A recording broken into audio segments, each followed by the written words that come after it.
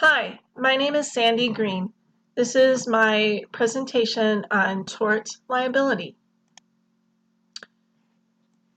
Tort defined is a wrongful act that causes someone else harm or injury, intentional or unintentional. In the case of Frame versus Camo, Casey Frame was an 8th grade student. Dr. Camo was his substitute teacher. Frame displayed rude, obnoxious, and inappropriate behavior. Camo physically tried to remove Frame from class. During the process, Frame injured himself by falling down. Frame sued the school, stating Camo's physical response threw him off balance. The court found in favor of Camo.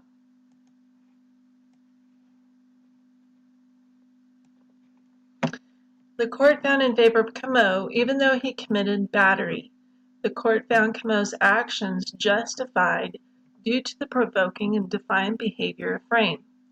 If this happened in my school, under the CSS D11 board policy, JKA policy, instructors may use reasonable and appropriate physical intervention or force to quell a disturbance threatening physical injury to others or to maintain discipline. An instructor has the right to take action of keeping order and insisting on proper and appropriate behavior in the classroom. The student would have been removed and sent to the principal. What proactive measures could be taken to prevent the situation? Give the student a warning for misconduct and acknowledge appropriate consequences with follow-through.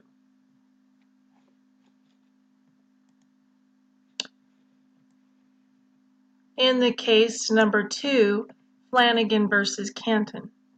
Brendan Flanagan was a 5th grade student at Canton Middle School. Flanagan was pushed by another student in the locker room during gym class. Flanagan sustained severe injuries to the point of needing a splenectomy. Flanagan's parents sued the school district, stating his injuries were ultimately caused by inadequate supervision. The school district lost this case due to teacher negligence and foreseeable circumstance. The court found in favor of Flanagan, stating the teacher had a greater responsibility of supervising children in the locker room rather than having a one-on-one discussion with another student outside of the classroom due to the class conduct on that day to be considered a foreseeable incident. So, as the case is, the class was misbehaving during gym class, and for that reason, the court found that this case would be considered a foreseeable incident. If this happened in my school, what reactive measures would have happened? Students involved would be suspended for 1 to 3 days for fighting. Students will participate in a bully prevention course offered by the district. According to the school board code of conduct, students must accept responsibility for their own behavior. What proactive measures could be taken to prevent the situation? The teacher is supervising class at all times.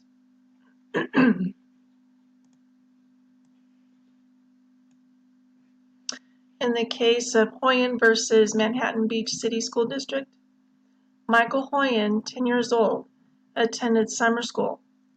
Hoyen was attending class. He left class and school grounds before the class time ended. Hoyen was struck by a motorcycle at a public intersection and injured. Hoyen's parents sued the school district, claiming the school district was liable for negligent supervision. The court found in favor of the school district in this case.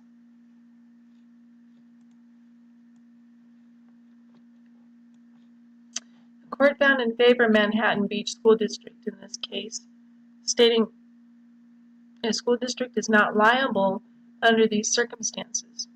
If this happened in my school, what reactive measures would have happened? Parents and appropriate emergency responders would have been contacted.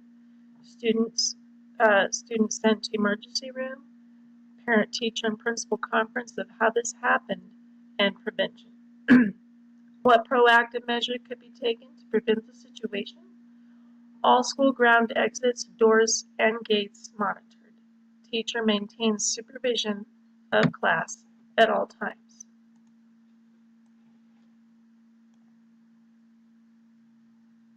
In the case of Johnson versus School District of Millard, R. Johnson was a first grader attending Willa Cather Elementary School.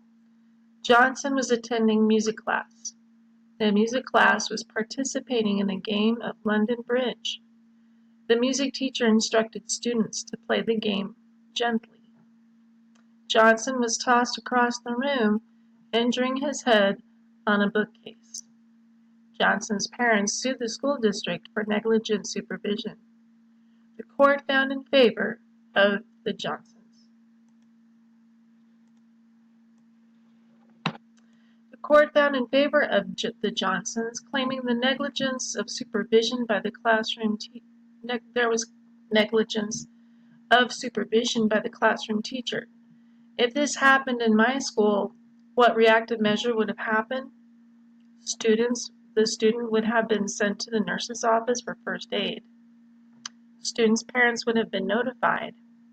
911 would have been called for emergency responder assistance. The teacher would have been questioned by the principal. What proactive measures could it be taken to prevent the situation? The teacher should maintain appropriate student behavior in the classroom. When students seem as though they may begin to be out of control, it is time to stop what they are doing and talk to them about proper behavior.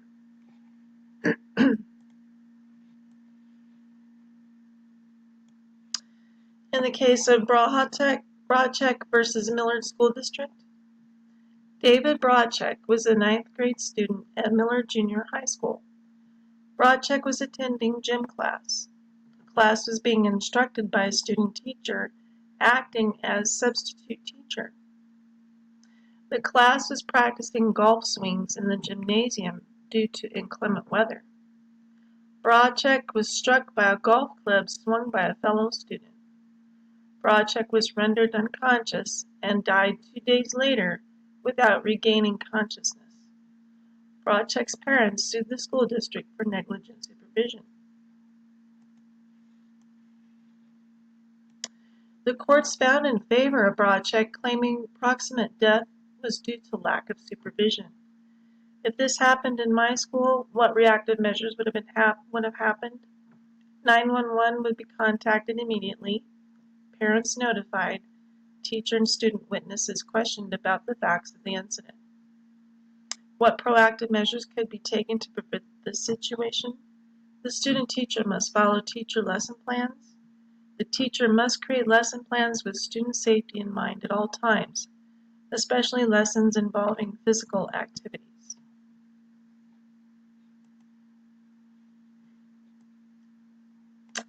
A code of ethics or conduct for students and staff to follow are vital requirements for maintaining law and order in our school systems. All staff are required to sign a code of ethics document for the buildings in which I teach, written by the school building principal. A code of ethics can provide a clear point of reference when a corrective action needs to be enforced. Implementation of an ethics code may also help prevent innocent mishaps or violations. Thank you for watching my video.